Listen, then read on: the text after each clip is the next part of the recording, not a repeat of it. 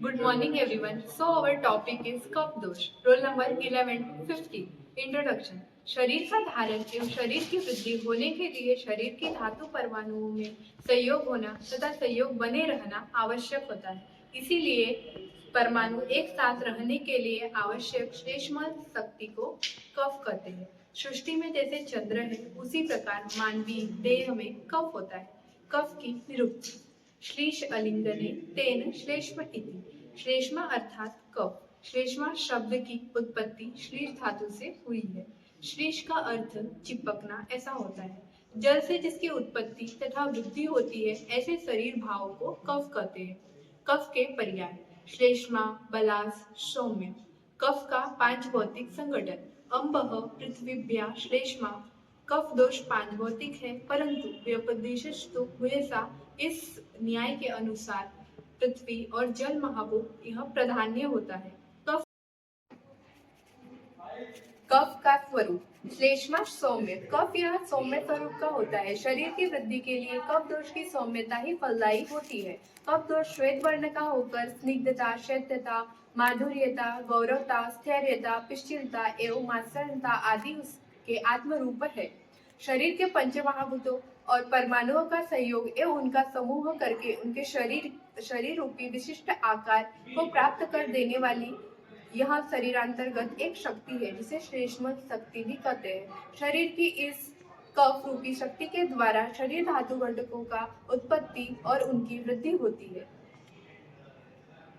My topic is कफ दोष के सामान्य स्थान. श्लोक. पुरो शिरो ग्रीवा पर्वाणि आमाशयो में दच्च श्लेष्मन स्थानानि अत्रापि उरो विशेषेण श्लेष्म स्थानम. दोष के सामान्य स्थान. उर, कंठ, सिर, ग्रीवा, क्रोम, पर्व, आमाशय, रस, नेत्र, घ्राण एवं जीवा यह स्थान है. चरक तथा वाग्भट के अनुसार उर यह विशेष स्थान माना गया है. सुश्रुत के अनुसार आमाशय को विशेष स्थान माना गया है. पहला, उर. कपच कार्य की दृष्टि से अति महत्वपूर्ण स्थान होने के कारण इन्हें चरक वाग्भट ने विशेष स्थान माना है.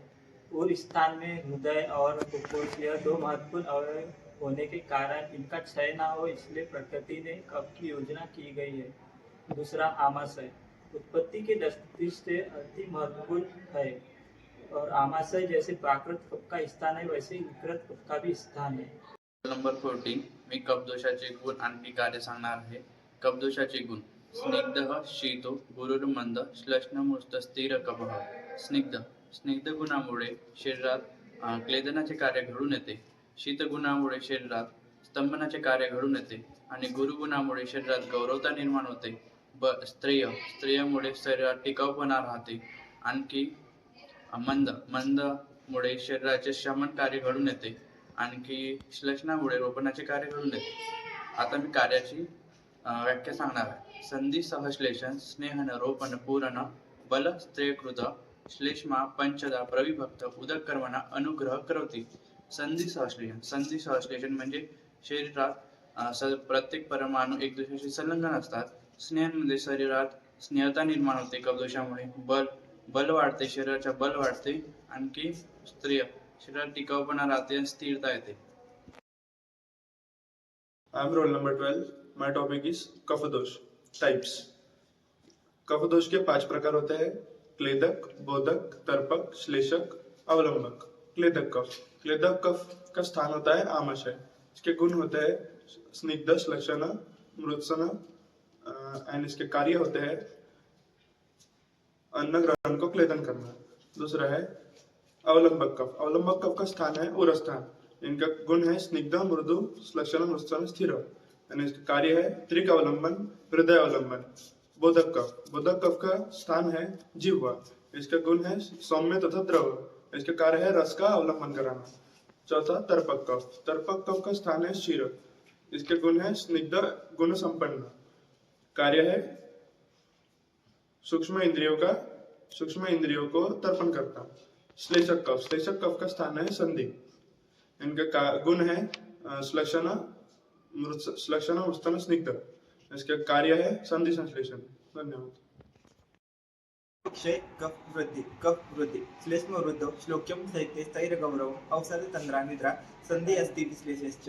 कफ वृद्धीमध्ये खालील लक्षणे दिसून येतात. कफ हा श्वेत वर्णाचा असल्यामुळे कफ वृद्धीमध्ये त्वचेचा श्वेत वर्ण दिसून येतो. तसेच कफ आणि मेदधातू यांच्या गुणामध्ये साम्यता असल्यामुळे कफ वृद्धीमध्ये मेदधातूचा ही वृद्धी होते, त्यामुळे शरीरातील अवयवामध्ये शिथिलता दिसून येते. तसेच कफ हा गुणाधिक्य असल्यामुळे कफ वृद्धीमध्ये अतिनिद्रा हे लक्षण दिसून येते. तसेच मुखातील बोधक कफातील द्रवत्वात अधिक वाढ होते, त्यामुळे प्रसेक लालस्राव ही लक्षणे दिसून येतात. कफक्षय श्लेष्मक्षयी रुक्षता अंतर्दाह आमाशयेतर श्लेष्माशयानां शून्यत्वं संधी शैथिल्य तृष्णा दौर्बल्यम प्रजागरणम च. कफक्षयामध्ये शरीरातील स्निग्धांश कमी होतो, त्यामुळे रुक्षता अंतर्दाह ही लक्षणे दिसून येतात. क्षयामध्ये अंतर्दाह तसेच संधी शैथिल्य ही लक्षणे दिसून येतात. जन्म मरण अंतराल भाविनी अविकारिणी दोषस्थिती प्रकृती ही जन्मापासून ते मृत्यूपर्यंत न बदलणारी जी दोषस्थिती असते ती त्या व्यक्तीची प्रकृती असते. आता कफ दोष प्रकृतीची व्यक्तीची लक्षणे खालील प्रमाणे. कफाच्या स्निग्ध गुणामुळे त्या व्यक्तीची त्वचा नेत्र हात पाय यांच्यामध्ये अधिक स्निग्धता असते. तसेच मधुर गुणामुळे ती